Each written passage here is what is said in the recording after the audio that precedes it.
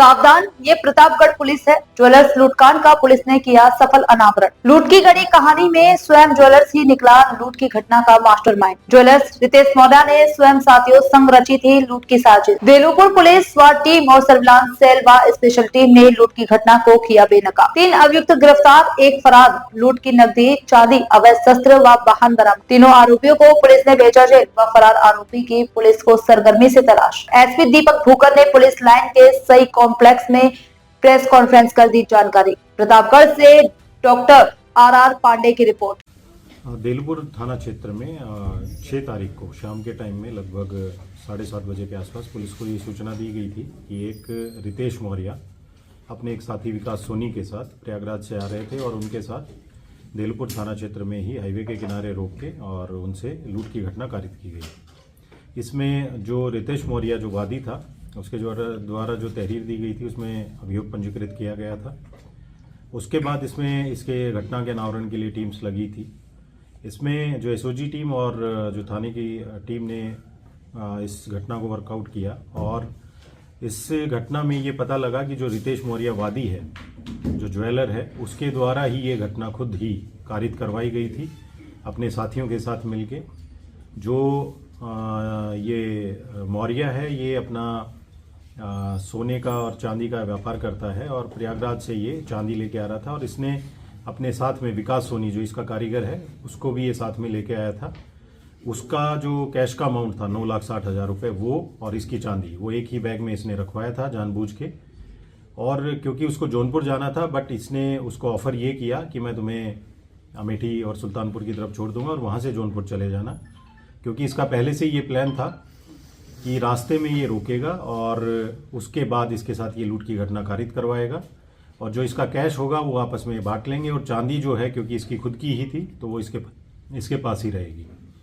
इसके साथ साथ कुछ चीज़ों में ये भी पता लगा कि जो अकाउंट्स के हमने डिटेल्स निकलवाए इसके SBI अकाउंट में, तो इसने 5 लाख रुपए का जो चोरी और लूट का इंश्योरेंस होता है वो भी इसने अपने ज्वेलरी का कुछ करवा रखा था। इसके ऊपर जो इसके अकाउंट्स देखे हैं उसमें ये भी पता लगा है कि 50 लाख का इसने ओवरड्राफ्ट फैसिलिटीज़ हैं वो भी अवेल की हुई हैं, लोन टाइप में इसने ले रखा है। इसकी खुद की गाड़ी जो है वो भी लोन पे है, तो ये भी इसके पूछताछ में पता लगा। प्लानिंग जो है ये रितेश मौर्य ने अपने दोस्त जो इसका है अनुज दुबे उसके साथ ये की थी और इसने खुद ही ये बताया था कि टोल के बाद मेरी गाड़ी का नंबर भी सब बता दिया था, इसने टाइम भी शेयर कर रहा था और एक इसने डिफरेंट मोबाइल नंबर भी लिया था जो इसने उस बैग में ही छोड़ दिया था, जिससे ये अपनी उसको सूचनाएं और लोकेशन शेयर कर रहा था। टोल के बाद इसने खुद ही बताया था कि मैं पार्किंग लाइट जला दूंगा और बेलूपुर थाना क्रॉस करते ही हाईवे पे एक सुनसान जगह है, वहीं पे मैं वहाँ पे रोकूंगा थोड़ी देर के लिए और वहीं पे अंदर की लाइट भी मैं जला लूंगा ताकि उस गाड़ी की पहचान हो सके और फिर वहाँ आके आप मेरे साथ लूट ये कारित कर लेना। तो ये पूरा प्री प्लान रितेश मौर्य का था। इसके साथ में रितेश मौर्य के साथ अनुज दुबे और अवनीश कुमार ये लोग भी इसमें गिरफ्तार हुए हैं। एक इनका साथी है कट्टन दुबे, वो अभी फरार है, उसको भी पुलिस जल्दी ही गिरफ्तार कर लेगी। इसमें जो भी सामान इनका इन्होंने खुद से ही जो लूट करवा के गायब करवाया था वो पूरा सामान और कैश वो बरामद हो गया है और इसमें अग्रिम वैधानिक कार्रवाई जो है वो पुलिस के द्वारा। बरामदगी कितनी हुई है सर? बरामदगी जो 9,60,000 कैश और 3 किलो चांदी जो है वो पुलिस ने बरामद की है। इसमें सर इनका आपराधिक इतिहास भी है? इसमें जो रितेश मौर्य जो ज्वेलर है जिसने ये पूरा प्लान किया खुद के साथ लूट करने का, उसका कोई आपराधिक इतिहास नहीं है। बट जो इसका साथी एक अवनीश तिवारी है उस पर 2021 में एक IT एक्ट का मुकदमा और अनुज दुबे है उसके ऊपर एक 2023 में मारपीट का मुकदमा दर्ज है। जो इसका एक और साथी है उसको भी जल्द ही पुलिस गिरफ्तार करेगी। बाकी इसकी CDR और उससे भी हम ये चेक कर रहे हैं कि इस प्लानिंग में कोई और भी इन्वॉल्व होगा, किसने भी सहयोग किया होगा या जानकारी की होगी उसके बारे में, तो उनके विरुद्ध भी हम ये कार्रवाई सुनिश्चित करेंगे। क्योंकि ये सारी जो लूट की घटना है ये खुद से ही इसने करवाई थी और फर्जी तरीके से ये पुलिस को सूचना दी थी।